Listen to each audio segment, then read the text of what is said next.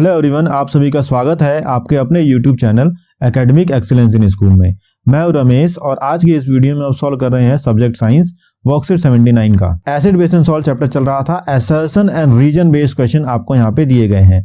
तो असर्शन क्या होते हैं, रीजन क्या होते हैं। असर्शन एक स्टेटमेंट होती है जो कि एक फैक्ट होता है, ओपिनियन होता है, लेकिन यह जरूरी नहीं कि यह ट्रू हो। रीजन जो है यह भी एक स्टेटमेंट होती है जो असर्शन को कहीं ना कहीं जस्टिफाई कर रही होती है, लेकिन यह जरूरी नहीं कि यह ट्रू हो और हमेशा जस्टिफाई कर रही हो। तो दो स्टेटमेंट के बेस पे हमें ये चार ऑप्शंस चुनने होते हैं।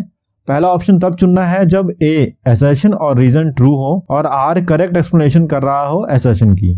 दूसरा ऑप्शन तब चुनना है जब ए और आर दोनों ट्रू हो बट आर जो है वो करेक्ट एक्सप्लेनेशन नहीं कर रहा है असर्शन की। थर्ड ऑप्शन तब चुनना है जब ए ट्रू हो और आर फॉल्स हो। फोर्थ ऑप्शन तब चुनना है जब ए फॉल्स हो और आर ट्रू हो। एक एग्जांपल के थ्रू हमें बताने की कोशिश करी गई है कि असर्शन और रीजन किसे कहते हैं। The waste from paper factory contains high amount of hydrochloric acid. We should treat the waste with strong base before disposal to make it fresh. तो यहाँ दे रखा है कि एक वेस्ट निकल रहा है पेपर इंडस्ट्री से, हाइड्रोक्लोरिक एसिड, इसे हमें डिस्पोज करने से पहले किसी बेस में न्यूट्रलाइज करके डिस्पोज करना चाहिए ताकि यह एनवायरनमेंट में सेफली डिग्रेड हो जाए। इसका रीजन है treating with sodium hydroxide neutralize the effect of acids. So ये ट्रीटमेंट दे रखी है जो इसका रीजन होगा। सो करेक्ट एक्सप्लेनेशन अगर देखी जाए तो बोथ ए एंड आर दोनों सही है और आर करेक्टली एक्सप्लेन भी कर रहा है। अब इस करेक्ट एक्सप्लेनेशन को मैं आपको बताता हूं कि हाइड्रोक्लोरिक एसिड एक बहुत अच्छा एसिड है। यह अगर एनवायरनमेंट में आता है तो यह बहुत सारा नुकसान कर सकता है, इसलिए इस हाइड्रोक्लोरिक एसिड को हम न्यूट्रलाइज करते हैं एक बेस के साथ ताकि यह एनवायरनमेंट में कोई नुकसान ना पहुंचाए। तो हमने यहाँ पे न्यूट्रलाइज किया है HCl को सोडियम हाइड्रोक्साइड के साथ, बन रहा है सोडियम क्लोराइड और वाटर। तो इस तरीके से ए और आर दोनों सही हैं और आर जो है वो करेक्ट एक्सप्लेन कर रहा है असर्शन को। सो पहला असर्शन है the acid must always be added slowly to water with constant stirring.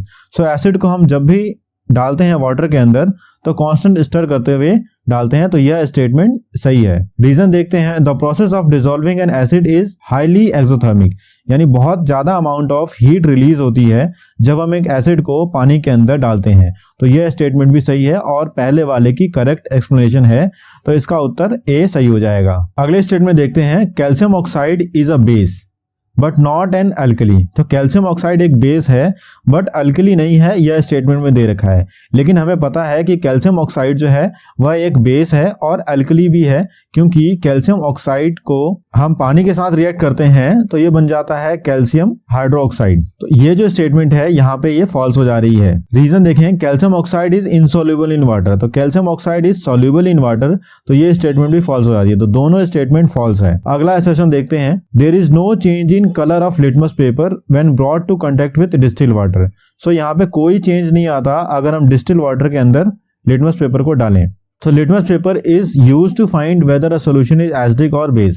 So litmus paper का हम इस्तेमाल करते हैं एसिड बेस सॉल्यूशन को फाइंड आउट करने के लिए। सो इसका आंसर ए सही हो जाएगा। ध्यान रखिएगा सेकंड में दोनों ही स्टेटमेंट गलत आ रही हैं मेरी तरफ से। फोर्थ में nitric acid is a strong acid, ये सही है। Reason a strong acid dissociate completely in almost completely in water. तो स्ट्रॉन्ग एसिड जो है वो डिसोसिएट हो जाते हैं वाटर के अंदर। तो ये स्टेटमेंट भी सही है, ये भी सही है, तो इसका आंसर ए सही हो जाएगा।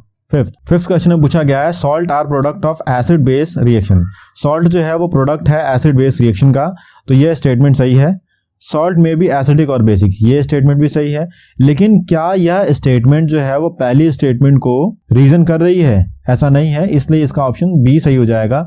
यह स्टेटमेंट भी सही है, यह स्टेटमेंट भी सही है, बट रीजन जो है वो असर्शन को एक्सप्लेन नहीं कर रहा है। छठा क्वेश्चन देखते हैं on adding H2SO4 to water the resulting aqueous solution is get corrosive.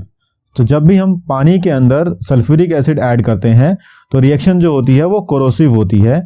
यह कोरोसिवनेस जो है वो हाइड्रोनियम आयन के कारण से होती है, यह रीजन में दे रखा है। तो यह स्टेटमेंट भी सही है, यह स्टेटमेंट भी सही है और यह इसको एक्सप्लेन भी कर रहा है, तो इसका उत्तर ए हो जाएगा। सो पहले का उत्तर ए सही है, दूसरे में दोनों ही गलत हैं, तीसरे का ऑप्शन ए सही है, चौथे का भी ए सही है, पांचवे का बी सही है और छठे का ए सही है। So thanks for watching, do like share comment and subscribe our channel for further learning. Thank you.